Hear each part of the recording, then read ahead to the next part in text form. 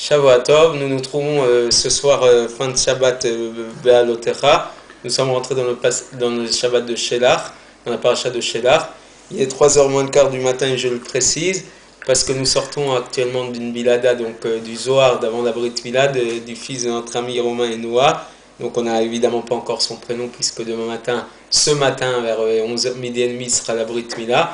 Et donc, exceptionnellement, je n'ai pas de personne disparue à qui dédier le cours, mais j'aimerais, pour la joie, dédier le cours pour cette naissance donc, de ce bébé qui n'a pas encore de prénom, et pour le petit-fils de notre ami Sergio, qui a eu la Brit Mila en début de semaine dernière, Liam Chaim Mordechai Ben Yoav et Ben Rachel.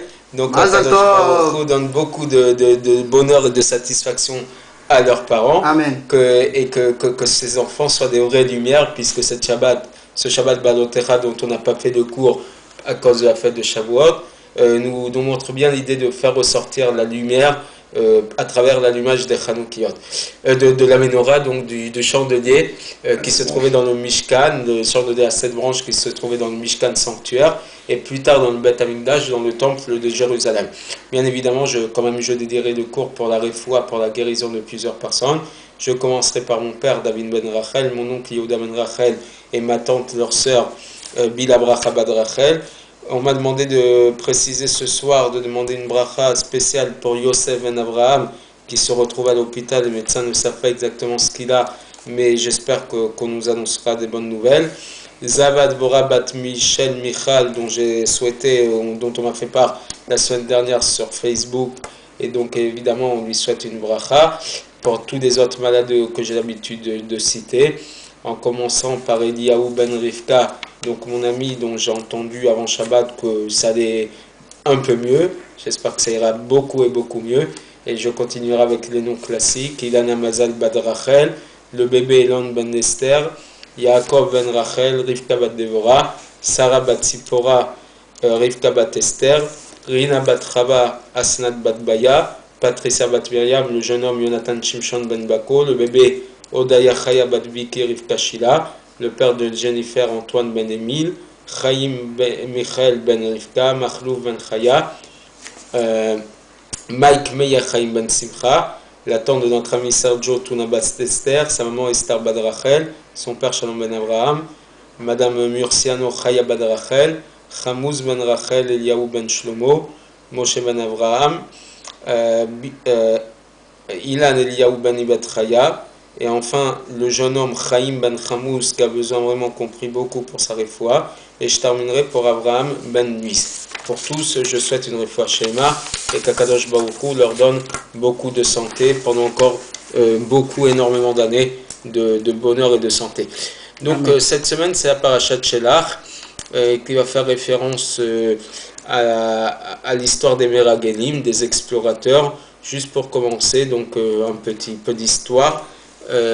Au moment où les Béné Israël vont vouloir pénétrer en terre d'Israël, puisque pendant 40 ans dans le désert, qui vont préparer l'entrée en terre d'Israël, Moshe Rabbeinu va envoyer des explorateurs, 12 personnes, qui étaient au moment où il va les envoyer des personnes kesherim, des personnes de très grande qualité, de très grandes tzadikim. Sur les 12 explorateurs, le bilan va être assez désastreux, puisque 10 sur 12 vont médire sur la terre d'Israël, vont parler du mal de la terre d'Israël, dans un but apparemment de Kedusha, de sainteté, puisque leur but, ça serait de rester dans le désert, en sachant que dans le désert, et spirituellement, ça va être le summum de leur travail spirituel, aucune préoccupation matérielle, puisque la manne, la nourriture céleste, les accompagne dans le désert. L'eau de Myriam, le puits de Myriam leur procure la boisson, l'eau, pendant toutes ces années de désert. Aaron, à Cohen, le grand prêtre, leur permet d'avoir l'Anan Kavod, les colonnes de nuée qui les protègent de tous les ennemis potentiels, que ce soit les animaux sauvages, que ce soit donc scorpions, serpents et toutes ces saletés d'animaux qui peuvent se trouver dans le désert. Et même qui leur sert de luminosité, puisqu'il y a une lumière qui les conduit jour et nuit dans le désert. Et donc, même leurs habits grandissent sur eux, se lavent sur eux, c'est le pressing ambulant. Il n'y a aucune difficulté d'ordre matériel. Donc, et ils peuvent se préoccuper que de spiritualité. Alors qu'en rentrant en terre d'Israël, ils vont devoir se préoccuper de travailler la terre, de devenir des agriculteurs, bien qu'il y ait des mitzvot qui accompagnent cette entrée dans la terre, la Shemitah, la 7e année, l'année de repos de la terre, les Maaserot, Terumot, toutes les mitzvot qui sont liées à l'agriculture, les Ket, Shechapéa, et j'en passe. Mais eux, ils veulent se préoccuper que de la spiritualité. Donc, dans ce sens, ils vont dire que c'est une terre, ce qui n'est pas faux en l'occurrence, où il y a des géants, où donc on risque de combattre des personnes qui nous dépassent au niveau de la guerre physique. Et donc, leur but, ça va être de rester dans le désert pour étudier tout le temps. Les deux seuls qui vont parler du bien de la terre, c'est Yehoshua bin Nun et Kalev ben Yefune. Yehoshua bin Nun qui va être le successeur de Moshe Rabbeinu lorsqu'ils vont rentrer en terre d'Israël. Et on va s'arrêter un instant sur son rôle, sur sa personnalité, la personnalité de cet homme qui dans un premier temps s'appelle Hoshea bin Nun et dont on va rajouter le Yud, Yehoshua bin Nun. Et donc et le deuxième c'est Kalev ben Yefune. Et juste pour faire une parenthèse, c'est à partir de cet événement qu'on apprend qu'un minyan est constitué de 10 personnes. Puisque l'Halakha nous dit Kol davar shebikdusha doit se faire par 10 personnes. Toute chose qui représente la sainteté, toute prière qui a une sainteté, donc ça inclut en même temps le Kaddish, la Kedusha, Barichou, donc tous ces passages de la prière où il faut être absolument 10 personnes, d'accord, parce qu'ils ont une certaine sainteté, donc un quorum, on apprend à partir de cet épisode-là, puisque le texte nous dit à un moment que Hachem dit à Moshe, Ad matai la Eda Razot, jusqu'à quand cette mauvaise communauté? Eda, on apprend que c'est 10 personnes, d'accord? Pourquoi? Puisqu'ils sont 12 à la base, on exclut les deux qui ont parlé du bien de la terre d'Israël, les autres constituent une mauvaise communauté. À partir de là, on apprend qu'une communauté, c'est minimum 10 personnes. Et Kol Davar Shebikdusha, toute chose qui inclut un passage où on est en train de sanctifier et glorifier Hachem, doit se faire avec 10 personnes. Donc, au moment où Akadosh Baruch Hu, où Moshe décide d'envoyer avec l'accord divin, et d'ailleurs la paracha s'appelle Shelach Lecha, envoie pour toi, Rashi nous dit pourquoi il lui dit envoie pour toi les datra, selon ton propre avis, selon ta considération, toi Moshe. Akadosh Baruch Hu ne lui dit pas d'envoyer ces 12 explorateurs. Puisque toi Moshe tu l'as choisi, j'accepte, je m'associe à cette décision-là, mais c'est à tes risques et périls que tu les envoies, ces 12 personnes. Et donc on parle de cette décision de Moshe Rabbeinu d'envoyer 12 explorateurs en terre d'Israël, et donc les conséquences désastreuses de cette mission qui ne va pas du tout bien se passer. Et la Torah nous raconte qu'avant que Moshe les envoie, il a changé le prénom de Hoshea en l'appelant Yehoshua bin Nun. Et le Talmud nous explique que par là, la Torah fait allusion à la prière que Moshe a fait pour ce Yehoshua, en disant Ya, Yudke, Dieu, donc c'est les deux premières lettres du tétragramme, va te protéger de ces explorateurs. Moshe Rabbeinu sait pertinemment, ou il comprend que ça risque de mal se passer, et donc il prie pour que son successeur, plus tard, va être sauvé de ces explorateurs. Et là, on se pose une double question. Au moment où il les envoie, on dit des Meragnim, de ces explorateurs, Otasha Kesherimayu. Qu'à ce moment-là, Rashi le dit, ils étaient cachers, c'était des tzadikim, des gens de grande stature. Sinon, Moshe Rabbeinu ne les aurait pas envoyés. On ne peut pas supposer que Moshe va envoyer des gens qui ont de mauvaises influences, des Rechaïm. Donc pourquoi, premièrement, a-t-il besoin de protéger par sa prière Yehoshua de leur mauvaise influence? Oui, s'ils sont de mauvais, il ne les envoie pas. Et deuxième question, si malgré tout Moshe craint qu'il va se passer quelque chose de mauvais, pourquoi avoir prié que pour Yehoshua et pas pour les autres? Moshe Rabbeinu, qui est le summum de de la solidarité, qui se met à la place des autres. Prie pour tous, qu'ils soient tous protégés d'une mauvaise considération de cette terre. Prie pour tous. Pourquoi prier que pour l'un et pas pour les autres? Alors, la faute des explorateurs n'est pas aussi simple qu'on peut la comprendre superficiellement. Les explorateurs sont des Nessié Israël, des princes d'Israël, des gens qui sont au-dessus du peuple, des tzadikim. Leur faute découle d'une manière particulière de servir Dieu. Les tzadikim, il y a deux catégories de tzadikim, il y a deux manières de servir Dieu pour les tzadikim. Il y a des tzadikim qui se préoccupent essentiellement d'eux-mêmes, c'est-à-dire qu'ils deviennent des ascètes, ce qu'on appelle des ascètes, donc des nézirim. Ce sont des gens qui se détachent de tout ce qui est les préoccupations de ce monde et de ses besoins. Ils se détachent de la nourriture, du sommeil, de la boisson, et donc ils sont préoccupés par eux-mêmes. Ils essayent de se raffiner au point de servir Dieu d'une manière individuelle. D'autres tzadikim qui donnent complètement leur vie et pour les besoins de la génération. Moshe Rabbeinu, Baba Saleh, le Rabbi Dubavitch sont des gens qui se sont essentiellement préoccupés de la génération tout en faisant un travail extraordinaire, exceptionnel sur eux-mêmes, mais ils se sont centrés sur le service de la génération, se préoccuper pour le bien de la génération. La première manière de se comporter, donc de se séparer de ce monde, ne correspond qu'à quelques tzadikim, bien qu'ils se trouvent dans ce monde, ils sont attachés à Hachem comme si qu'ils se trouvent en haut, comme si qu'ils ne se trouvent pas dans ce monde, qu'ils sont complètement détachés de ce monde. Par exemple, Rabbi Shimon Bar Yochai, sur lequel il disait Efshar Adam Choresh Vezorea Torah Matei Alea. Ce que nous dit le Talmud dans Berachot, est-ce qu'un homme qui laboure et qui plante, qui ensemence sur cette terre, qu'est-ce qu'il va faire de la Torah? Il était tellement attaché à Dieu qu'on disait de lui Torato Manuto, que la Torah était son art, sa manière de comportement, et il ne pouvait pas supporter des gens qui travaillaient la terre. Au point qu'on nous dise, qu'on raconte comme ça, qu'après être sorti de la grotte avec son fils Rabbi Elazar, d'accord, à chaque fois qu'il voyait quelqu'un qui était en train de travailler la terre, qui était en train de travailler matériellement et physiquement pour sa subsistance, à peine il lui lançait un regard, toute sa récolte brûlait.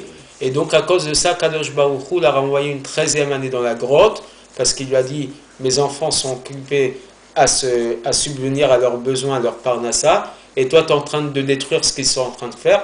Donc c'était sa manière de s'attacher à Kadosh Baruch Hu. La Torah fixe que la Gemara dit, que plusieurs ont essayé de faire comme Rabbi Shimon Bar Yochai, et ça n'a pas marché. Parce que c'est pas comme ça qu'Akadosh Baruch Hu veut que les choses se fassent. Il veut qu'on se travaille la terre, qu'on soit préoccupé par la subsistance matérielle sur cette terre, et qu'à côté de ça, on étudie la Torah. D'accord? Ce n'est pas la manière de se comporter des tzadikim par rapport à la génération. La deuxième manière de se comporter, à savoir donc de s'occuper des besoins de la communauté, des besoins de la génération, c'est comme ça qu'un véritable dirigeant d'Israël se comporte. C'est le derrière du mani, du guide, du prince d'Israël, celui qui ne pense pas à sa perspection personnelle, mais qui pense au peuple et à ses besoins. Entre parenthèses, très bon midrash qui nous raconte que Moshe Rabbeinu, pourquoi il a été choisi par Hachem pour être le roi Israël, le berger d'Israël. Ce midrash nous raconte qu'Akadosh Baruch Hu a vu comment Moshe Rabbeinu s'est comporté avec ses propres troupeaux. Puisqu'avant de devenir le berger spirituel d'Israël, Moshe Rabbeinu était berger, un véritable berger qui avait un troupeau. Comment il nourrissait ses troupeaux?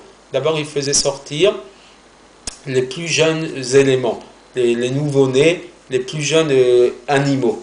Pourquoi? Parce qu'il disait, comme ils ont des dents fragiles, tendres, de nouveau-nés, ils ont besoin de la terre la plus tendre, d'accord, pour aller manger, brouter. Après, il faisait sortir les bétails, les troupeaux les plus âgés. Ils avaient vécu, mais leurs dents s'étaient fragilisées avec le temps. Donc il disait, ils ont besoin d'une terre un peu moins tendre, d'une herbe un peu moins tendre, mais qui puisse convenir à des dents fragilisées par l'âge. Et seulement après, il faisait sortir les animaux les plus vigoureux de l'âge intermédiaire, ceux qui ont des bonnes dents. Et donc quand Kadosh Baruch Hu a vu que Moshe Rabbeinu se préoccupait même d'animaux et de les nourrir de cette manière-là, il a dit, il est clair qu'il va bien s'occuper de mes animaux à moi, mes enfants, les enfants d'Israël.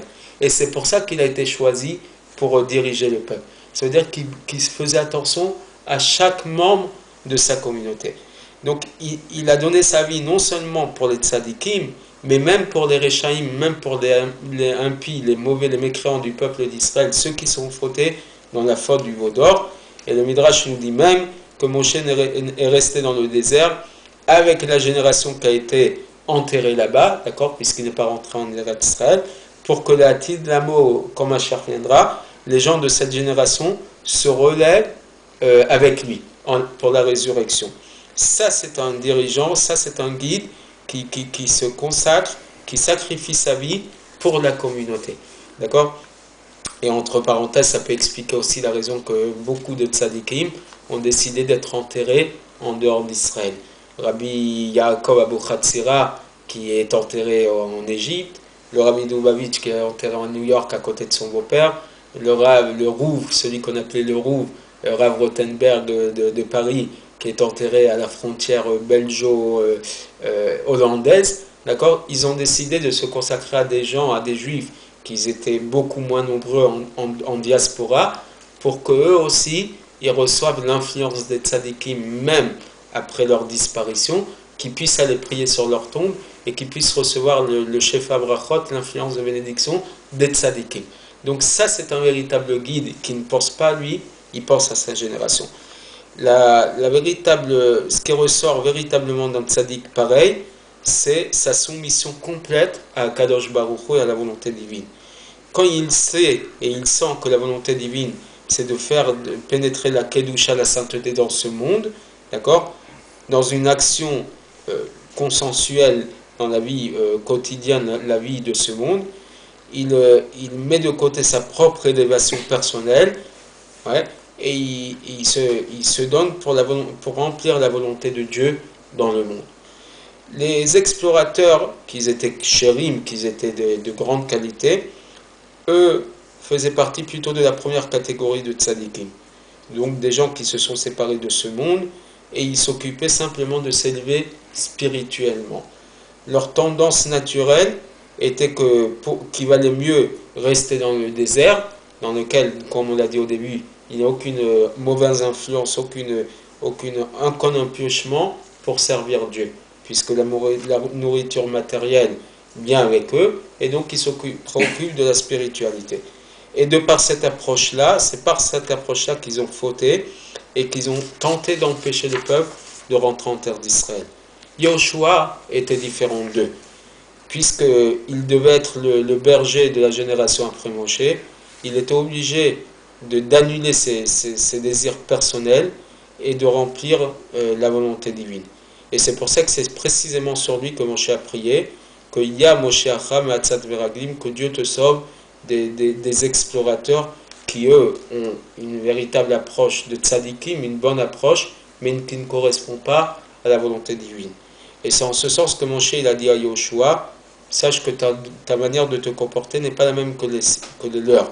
Toi, tu dois te soumettre au peuple et à ses besoins, et c'est comme ça qu'il lui a donné de la force de garder, d'observer cette garde, et de ne pas être attiré par ses amis. Leur amour pour le service d'Hachem étant en se séparant et en se détachant de ce monde, c'est ce qui a entraîné de parler du mal de la terre d'Israël. J'aimerais pousser un petit coup de gueule, je l'ai fait plusieurs fois ces derniers temps et je le fais actuellement. Nous avons eu beaucoup de grands rabbinim, d'illustres rabbinim en Eretz Israël, qui se sont associés ces derniers mois pour empêcher les jeunes Bachurei Yeshiva de servir dans Tzahal, de servir à l'armée. Bien que effectivement, beaucoup de ces rabbinim ne sont pas sionistes, ne pensent pas que des Bachurim doivent servir dans l'armée d'Israël, parce qu'ils n'ont pas la même manière de se comporter. Mais moi, je dirais personnellement, c'est un avis personnel, ça va peut-être pas me donner que des amis, mais je pense que dès lors qu'un Bachur Yeshiva a arrêté son cursus de Yeshiva, il se doit de donner un petit peu de son temps pour la terre d'Israël. Israël, le pays d'Israël, l'État d'Israël, peut-être pas comme ce que les rabbinim veulent, mais dès lors qu'il n'est pas la yeshiva, il me semble qu'en participant peut-être dans Mishmar Agbout, dans Mishmar Dati, donc ces sections de l'armée qui sont réservées pour les religieux ou qui ne veulent pas se mettre dans des sections mixtes. Et justement, l'armée a adapté la situation pour qu'ils puissent participer à l'effort de guerre, à l'effort de ce que fait l'État d'Israël pour protéger ses soldats. Et il me semble que c'est tout à fait cette manière de voir la situation. Nous faisons partie de ce peuple-là, avec ses qualités, ses défauts. Si on considère que ce sont des défauts, n'habitons pas en terre d'Israël. Et puisque déjà ils habitent là-bas, il me semble que si ça ne dérange pas leur spiritualité, leur service de Dieu, leur étude de la Torah, ils se doivent de participer à cet effort. Vous allez me dire, je ne me trouve pas là-bas, et c'est facile de parler lorsqu'on n'est pas en Israël, mais effectivement, il y a d'autres rabbinim en Israël qui se permettent de parler d'antisémitisme, alors qu'ils sont protégés de par leur situation là-bas. Ils ne sont pas, eux, confrontés, comme nous tous les jours, à ces nouveaux terroristes, ces nouveaux antisémites qui vont essayer de nous faire du mal. Donc ils peuvent se permettre de là-bas de juger l'antisémitisme qui se passe en France et dans les pays européens. Nous nous trouvons confrontés au danger de ces personnes qui nous veulent du mal. Nous ne parlons pas nous essayons de vivre notre judaïsme d'une manière pas cachée, mais d'une manière protégée, en se trouvant dans nos synagogues, en se trouvant dans des endroits où on peut servir Dieu sans être dérangé. Donc de la même manière que les explorateurs, ça a été considéré comme une faute, le fait qu'ils aient voulu servir Dieu, mais pas en travaillant la terre, pas en restant en terre d'Israël, je pense que chacun doit rester à sa place. Nous nous trouvons en France, nous essayons de servir Dieu avec nos petits moyens, avec les moyens qui nous sont permis. Donc que ces rabbinim puissent continuer à servir Dieu en terre d'Israël, qui ne nous donnent pas de leçons de morale quant aux jeunes Bachur et Yeshivot. Akadosh Baruch Hu, c'est ce que chacun fait comme effort pour le servir et pour faire la Torah et les mitzvot. Donc que chacun à sa place reste et qu'on puisse chacun en Eretz Israël ou en dehors d'Israël servir Dieu avec beaucoup de bonheur. À dans quelques instants pour l'histoire de la semaine et Mazal Tov encore pour Yoav et Margot et pour Romain et Noah. Shavua Tov et à tout de suite pour l'histoire.